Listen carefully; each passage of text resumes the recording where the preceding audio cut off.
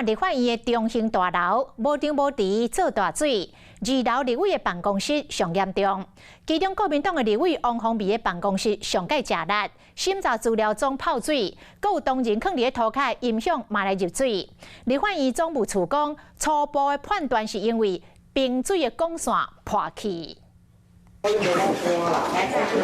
清洁人员总出总入，提布炉啊，甲水桶不用气气。整个走道都是啊，都像下雨瀑布啊，像瀑布一样。对啊，整个走道全部都一样走进来。代志都发生伫立法院中型大楼的1楼，过来的干嘛色个大水桶，当咧接2楼滴落来水，来到2楼立委的办公室就更较严重。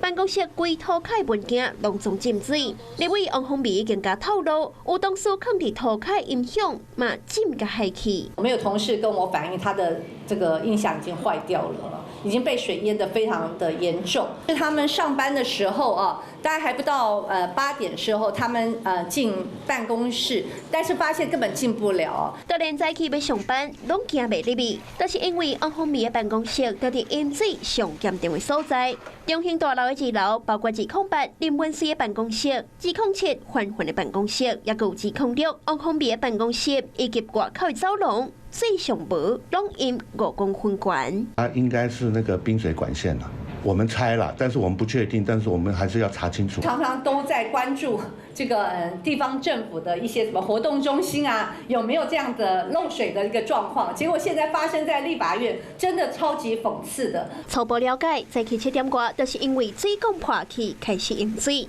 一直淹到早起10点多，这个情形才控制掉了。不过也是有天崩的地水。 立法院向向爆发到淹水的灾情，水来个真突然，让大家料想未到。